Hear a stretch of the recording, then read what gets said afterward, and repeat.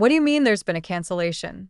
I asked, my voice tinged with confusion and alarm. I had been on call during my lunch break at work and had accidentally raised my voice, but I quickly hushed myself. I hadn't initiated any cancellation. Why was this happening? My mind went completely blank. The woman from the insurance company remained unflinchingly calm, a sharp contrast to my rising panic. According to our records, we received a cancellation request from you, and the procedure has already been completed, she explained. I had signed up for a savings-type life insurance policy at the insistence of my sister-in-law, Emily. She was an insurance agent and had pressured me into choosing a plan that was more expensive than the market average because she was under tight quotas. I'm Sophia, a 40-year-old office worker living in an apartment with my husband and daughter. Today has been a whirlwind from the moment it began.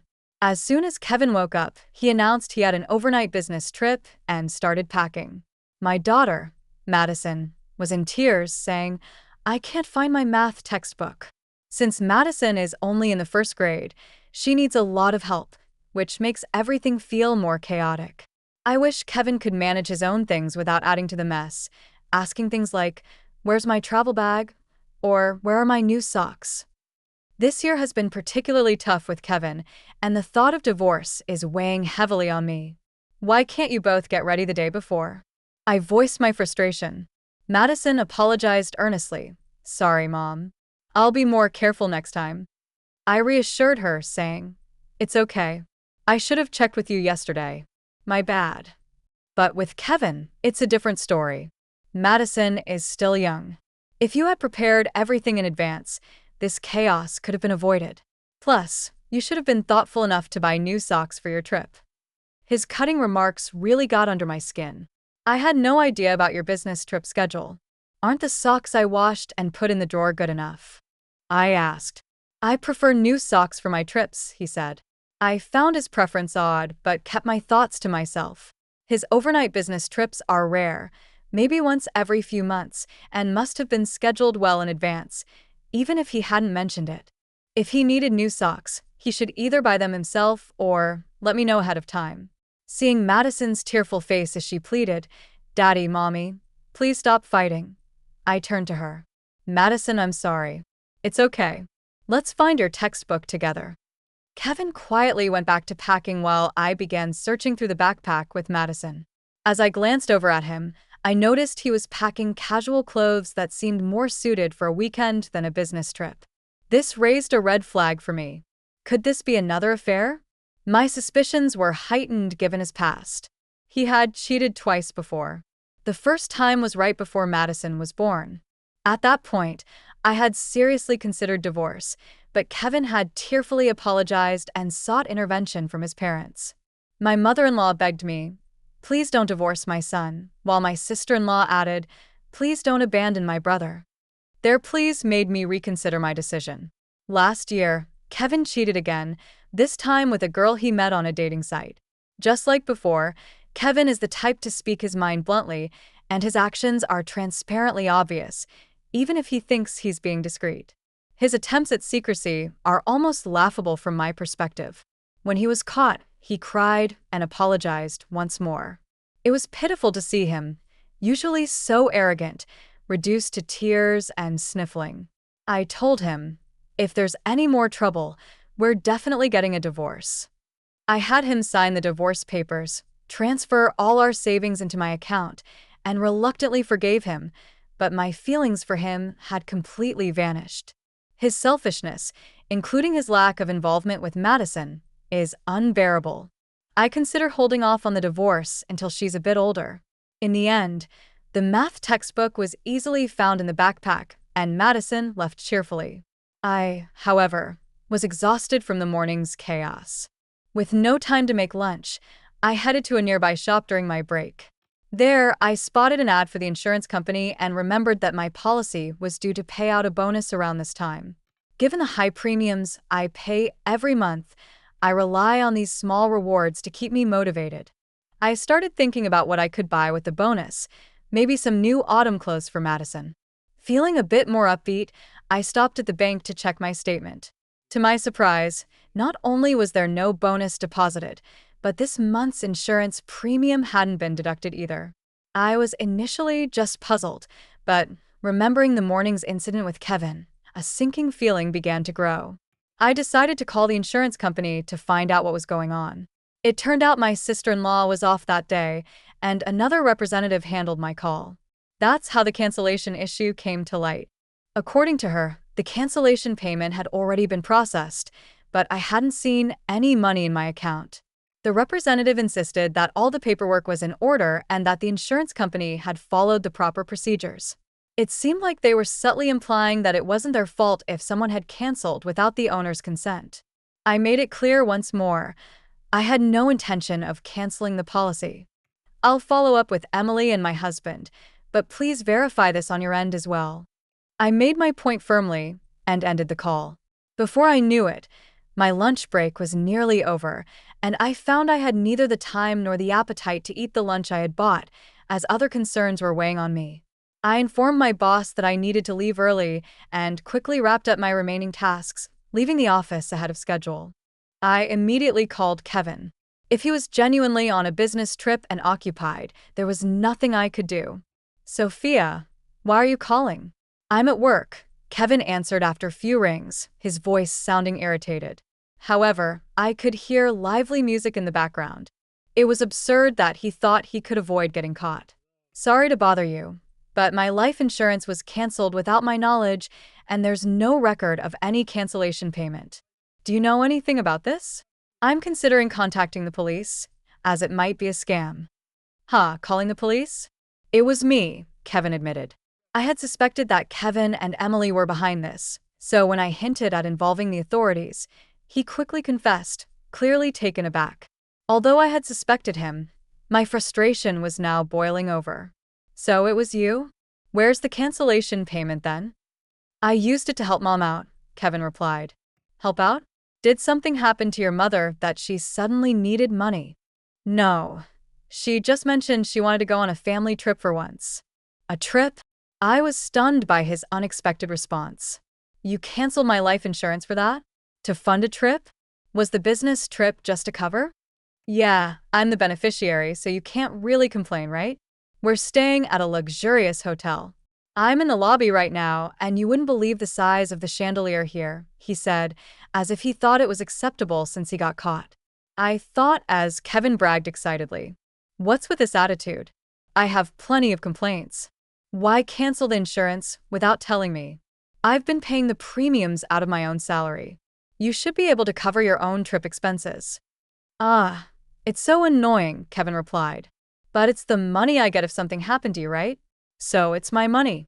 You're healthy and not in any danger, so we can just start paying the premiums again. I was baffled by Kevin's reasoning. But the terms change as you get older and the premiums increase. Do you really not understand that? Well, I'm not the one paying for it, he said. Kevin's careless words gave me a headache. Do your parents know about this? That you canceled my life insurance without telling me? Didn't your father say anything? And Emily is involved in this too, right?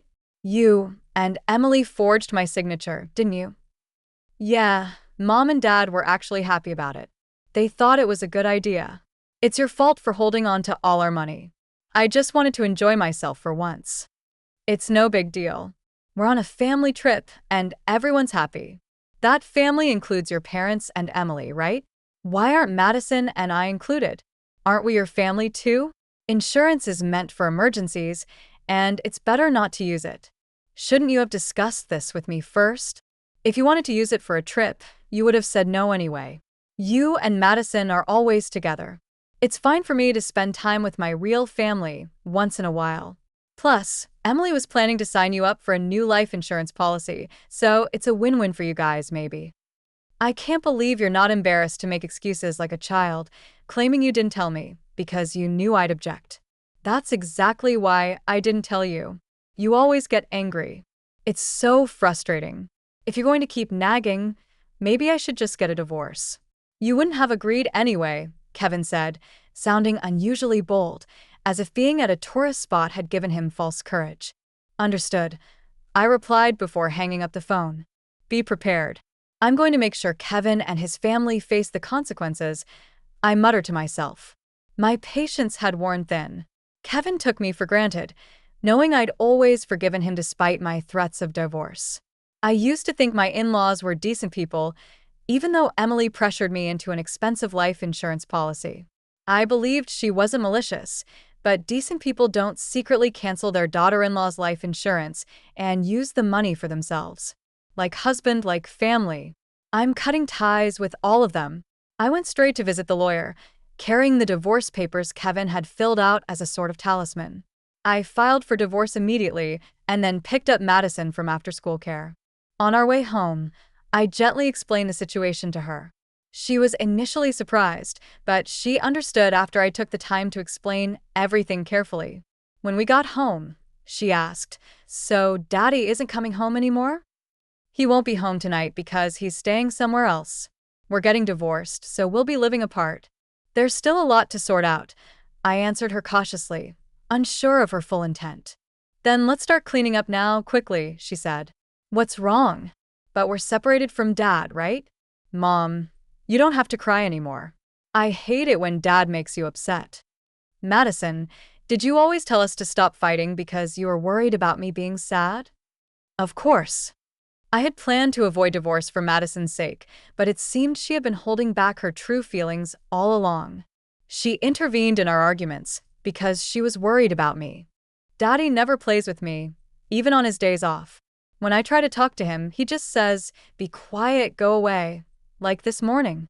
He only uses me to say mean things to you. I've been so sad." "I love you, Mom," she said, smiling at me, and her smile warmed my heart. Madison had clearly seen through Kevin's selfishness, recognizing that he prioritized himself over her, and she was fed up with him too.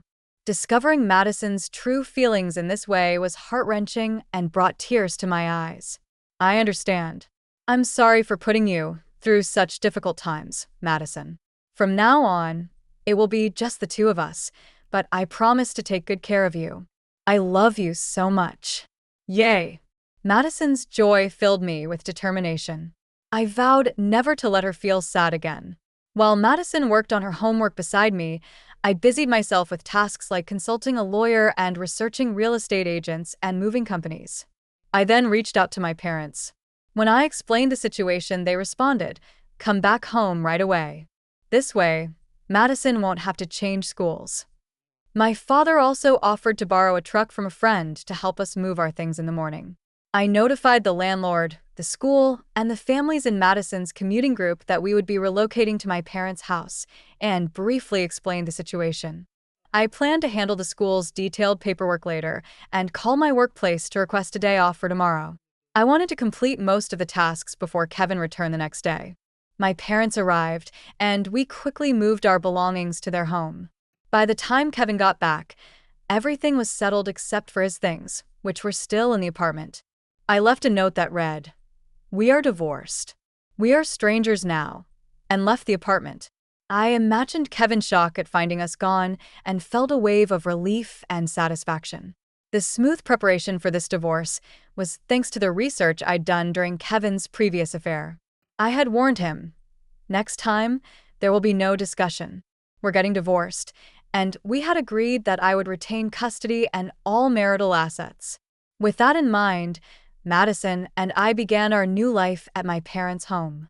Later, my frantic mother-in-law called me. She must have reached out because I had blocked Kevin's number.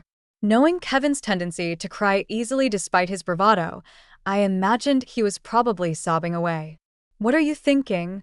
Divorcing my son when he hasn't even cheated this time?" she yelled, her voice so loud it hurt my ears. I instinctively pulled the phone away from my ear. "Sophia, it's not too late. Apologize to my son right now. He's been crying nonstop because he's so upset. Aren't you embarrassed to make such a fuss over this?" "Apologize? Me?" I was so taken aback by her words that I blurted out, "Who are you?" My mother-in-law clearly didn't expect such a response from me, and her words suddenly stopped. I was taken aback by my own reaction. "Well, yes, it's me, your mother-in-law. Come on, Sophia. What's wrong with you? You're not losing your mind, are you? You're still young." "No, I only have one mother. Are you some kind of scam artist? Like, 'Hi, it's me. a phone scam without giving your full name. Since we were now divorced and effectively strangers, and given their tendency to handle things like canceling life insurance without permission, I decided there was no point in engaging in a serious conversation. I might as well continue with the pretense. Don't joke around, Sophia. If you're going to act like this, we have our own ways of dealing with things, my mother-in-law said, furious. But I remained indifferent. What are you talking about? What can you actually do? We agreed that if there was another issue, we'd get a divorce immediately, and Kevin himself told me over the phone that he wanted a divorce. My words made her pause, and I seized the opportunity to push further. If you wanted to go on a trip, you should have consulted me first. Instead, you committed a crime. Did you all want to end up in jail? Unauthorized cancellation of life insurance can be considered forgery, punishable by imprisonment. I'm ready to pursue this thoroughly.